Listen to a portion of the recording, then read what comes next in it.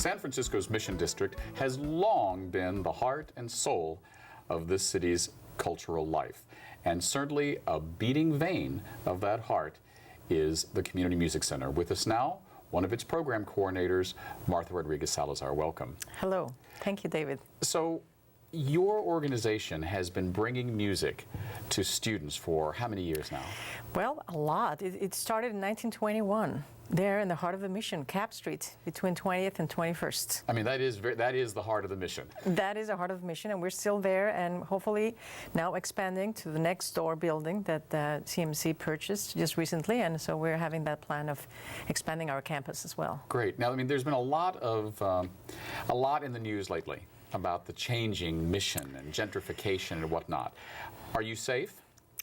Well, you could, as I was telling you, I don't know how safe what's the translation of safe, but I think, you know, we take care of each other there in the community as well.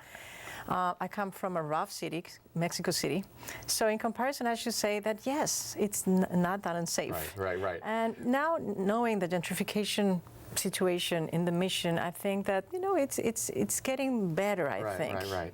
Well, I mean, what I meant by safe was the building, not the crime. I mean, but you own your building. Cap Street Project owns its building, and you're expanding into a new building you own. Yes. So we may have another 100 years almost of Hopefully, Community Music Center. At least.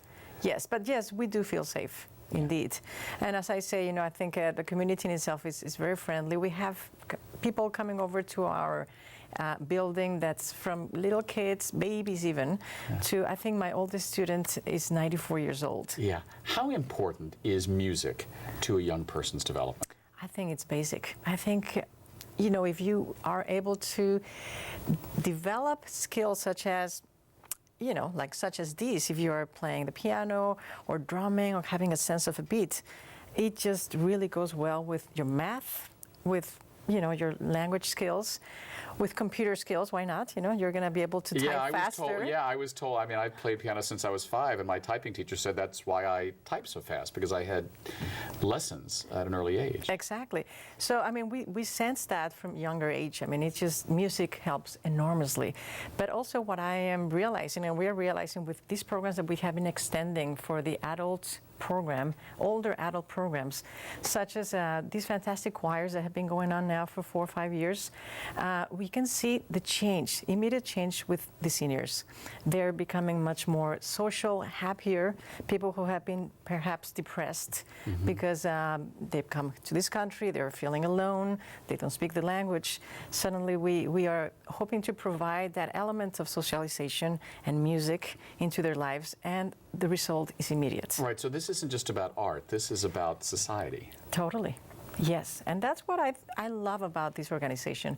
I've been teaching there for the past 15 years, and it's been the best place I've ever worked, really. I mean, I come from Mexico City. I came over to this country to study music at Mills College, and then I came over and I said, gosh, what's that place? I love it. And I started playing, I mean, just teaching 4 flute students back then.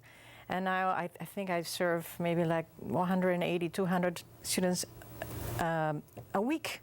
And, you know, I see from old to young to kids. And I think that that's the whole flavor of that place. It's just amazing. Right. You know, for many years, the mission was considered, quote unquote, a Latino community. But the cross currents of San Francisco's diversity really flow through the mission. I mean, it is becoming more and more, even more diverse. I mean, there's a healthy LGBT component to the mission as well, correct? That's correct. That's correct. And I mean, it's an interesting point that you're putting. LGBT community in the Latino communities is a hard one. I was raised in Mexico, and it's hard. Because of religion? Yes, and moral concepts that have to do with religion. Now that I'm conducting choirs in Spanish with Latinos, I feel like they're my uncles, my aunts, my grandparents, and I'm just out with them, you know. And I think that helps a lot with just like being more open in general for them and for me. But yeah, and there's more openness with definitely some exceptions. But as not only Latinos, I mean, we also, the Community Music Center, we teach, you know, music from China, from Hungary, jazz, and we offer a whole array of different private lessons, music classes, workshops, concerts, a lot of them free. And so it's just, as I say, I love this place. Yeah. Was it difficult for you coming out as a lesbian, as a Latina in your family?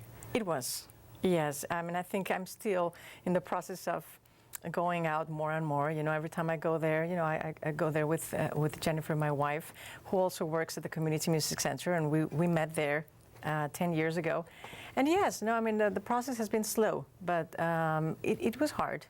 Yes. Do you think it's easier for the current generation, or is it still difficult? I'm speaking specifically about the LGBT community within the greater Latina community. I think it's easier, but also it's easier depending on where you are geographically.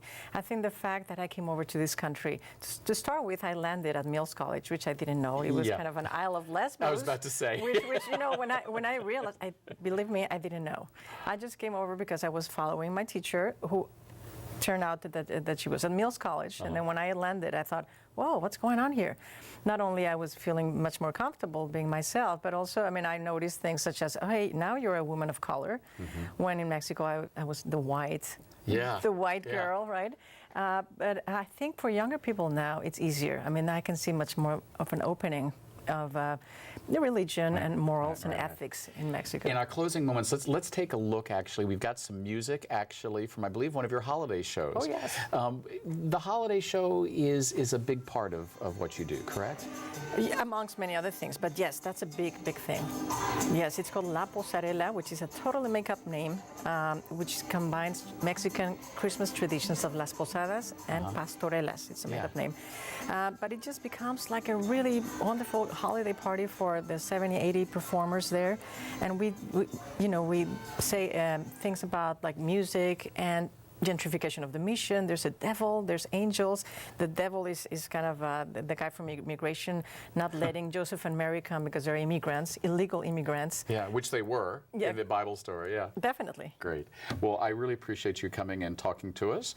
And I'm glad to hear that Cap Street owns its building, so there will be many, many more years of the Community Mission Center. More than 100, hopefully. Thanks for watching. This is 10%. I'm your host, David Perry. We'll see you here next week.